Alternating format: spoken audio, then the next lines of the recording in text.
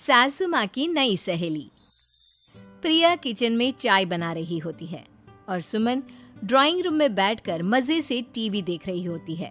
तभी दरवाजे की घंटी बजती है। प्रिया, जरा देखना तो कौन आया है। देखती हूँ मम्मी जी। प्रिया दरवाजा खोलती है तो सामने पड़ोस वाली विमला आंटी खड़ी होती है। नमस्ते आंटी जी, कैसी हैं आप? मैं तो बिल्कुल ठीक हूँ बेटा, पर तेरी सास को क्या हुआ है? आजकल कहीं दिखती ही नहीं है। जब देखो तब टीवी के आगे जमी रहती है। अंदर तो आइए आंटी। अरे ओ दीपक की अम्मा, कहाँ हो? अरे बिमला, आओ आओ, क्या बात है, बड़े दिन बाद याद आई तुम्हें मेरी। मैं तो हमेशा ही तुम्हें याद करती हूँ, पर तुम ही गायब रहती हो और आजकल तो बाहर भी नहीं आती जाती। तबीयत तो ठीक है ना तुम्हारी? अरे तबीयत को क्या होना है, इस उम्र में तो कुछ ना कुछ लगा ही रहता है। मेरी छोड़ो, तुम ये बताओ कि क्या चल रहा है गली मोहल्ले में। तुम गली मोहल्ले की छोड़ो, चल तो तुम्हारे पड़ोस में रहा है। तुम्हारी नई सहेली आई है। मेरी कौन सी नई सहेली? मैं तो यहाँ बस तुमसे बातचीत कर लेती हूँ या फिर बाजू वाली शर्मा की बहू से दो चार बातें कर लेती हूँ। इसीलिए तो कहा कि तेरी नई सहेली आई है। अब कोई पड़ोस में आया है तो बात तो होनी ही है। कम से कम इसी बहाने हमारा भी एक ग्रुप बन जाएगा। फिर सब मिलकर अपनी बहुओं की शिकायतें किया करेंगे। दोनों हंसने लगते हैं। तभी प्रिया चाय लेकर आती है और सामने टेबल पर रख देती है। दोनों चाय पीती हैं और बातें करते हैं। चलो मैं चलती हूँ, अब कल मिलते हैं। राम राम। अगले दिन प्रिया किचन में कुछ काम कर रही होती है और सुमन आराम से सोफे पर बैठकर मटर छिल रही होती है। तभी डोरबेल बजती है। प्रिया दरवाजा खोलती है तो सामने उनकी नई पड़ोसन खड़ी होती है। जी, आप कौन? मैंने पहचाना नहीं। नमस्ते बेटा, मैं शारदा, आपके बगल वाले घर में अभी 2-4 दिन पहले ही शिफ्ट हुए हैं। ओह अच्छा अच्छा अच्छा, नमस्ते आंटी, अंदर आइए ना आप। देखिए तो मम्मी जी, आज कौन आया है। इतना कहकर प्रिया किचन में चाय बनाने चली जाती है। नई पड़ोसन को घर पे देखकर सुमन थोड़ा हैरान हो जाती है। नमस्ते बहन जी, मैं शारदा, आपकी नई पड़ोसन। अच्छा अच्छा, आप हैं हमारी नई पड़ोसन। आइए आइए, और बताइए कैसी हैं आप? जी बिल्कुल ठीक हूँ। वो दरअसल घर पर छोटी सी पूजा रखवाई थी, बस उसी का प्रसाद देने चली आई। सोचा इसी बहाने नए पड़ोसियों से भी मुलाकात हो जाएगी। ये तो बहुत अच्छा सोचा आपने। सुमन प्रिया को आवाज लगाती है। अरे ओ बहू, जरा चाय पानी का तो आके पूछ लो। ये आजकल की बहुएं भी ना, जब तक बोलो नहीं तब तक कुछ नहीं करेंगी। आई मम्मी जी। प्रिया चाय लेकर आती है। दोनों बैठकर चाय पीती हैं और खूब सारी बातें करती हैं। अच्छा बहन जी, अब मैं चलती हूँ, फिर मिलते हैं। अब तो आना जाना लगा ही रहेगा। शारदा के जाने के बाद प्रिया किचन से बाहर आती है। क्या बात है मम्मी जी, आप दोनों को देखकर तो लगा ही नहीं कि पहली बार मिल रही हो। आप दोनों तो बिल्कुल बिछड़ी हुई सहेलियों की तरह बातें कर रही थी। अरे जब दो औरतें मिल जाती है ना, तो बातें अपने आप ही निकल आती है।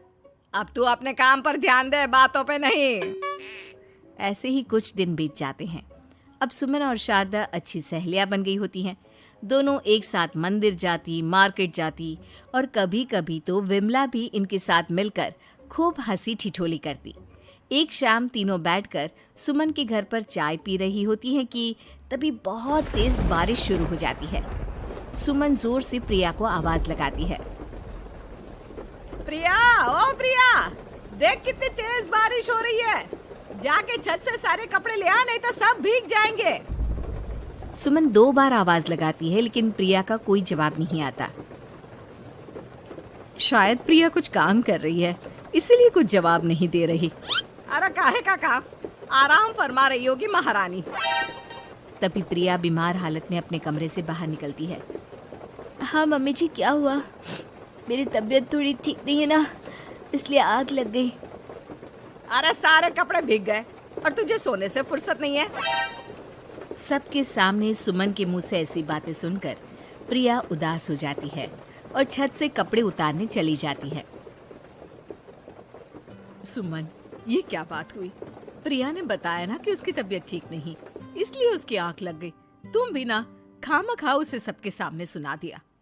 अरे आप नहीं जानती शारदा जी, कुछ बहुएं ना बहुत आलसी होती है, घर का एक काम नहीं करना चाहती। ऐसा नहीं है सुमन, तुम्हारी बहू तो बहुत प्यारी है, तुम्हारी सारी बात भी तो मानती है। हाँ सुमन, तुम प्रिया के बारे में ऐसा क्यों सोचती हो?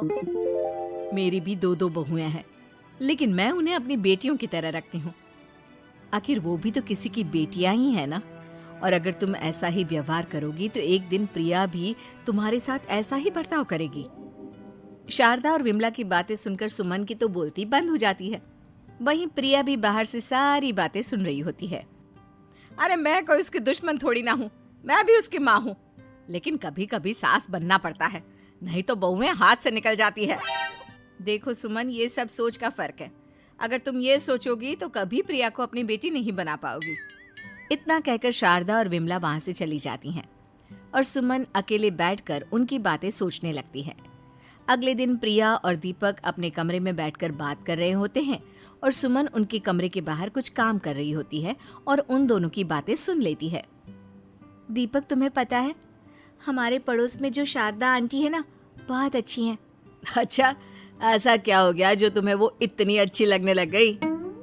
कुछ खास नहीं, बस कल जब मम्मी जी मुझे सबके सामने सुना रही थी तो शारदा आंटी ने मेरा साथ दिया। मैं तो सच में हैरान ही रह गई थी जब उन्होंने मम्मी जी को मुझसे ऐसा बर्ताव करने के लिए मना किया। अच्छा, फिर क्या हुआ? होना क्या था, शारदा आंटी तो मम्मी जी को समझा ही रही थी कि बहू को भी बेटी की तरह ही रखना चाहिए, लेकिन मम्मी जी तो मम्मी जी है ना, उन्हें तो मुझ में हमेशा कमी ही दिखती है। काश मुझे भी शारदा आंटी जैसी सास मिली होती जो मुझे भी अपनी बेटी जैसी समझती। सुमन ये सब सुनकर बहुत उदास हो जाती है और वहां से चली जाती है। प्रिया की बातें सुमन के कानों में बार बार गूंज रही थी। उसे बहुत शर्मिंदगी महसूस हो रही थी कि उसने प्रिया के साथ बहुत गलत किया है। अगले दिन सुमन शारदा और विमला को बुलाती है। क्या बात है सुमन, आज तूने ऐसे अचानक क्यों बुलाया? सब ठीक तो है ना? हाँ हाँ, सब ठीक है, तुम दोनों बैठो तो सही। तब तक दीपक और उसके पापा भी आ जाते हैं। प्रिया, तुम भी आ जाओ।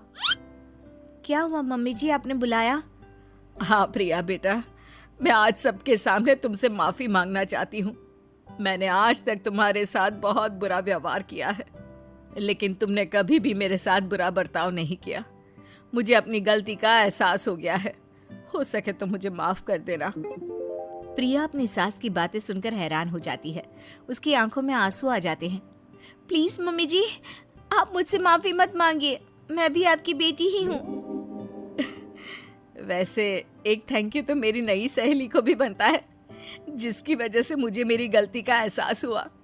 शारदा बहन, आपका बहुत बहुत शुक्रिया जो आपने मेरी आंखें खोल दी। अरे क्या सुमन, तुम भी ना? तो फिर इसी बात पर चाय और पकोड़े हो जाए? हाँ हाँ, क्यों नहीं।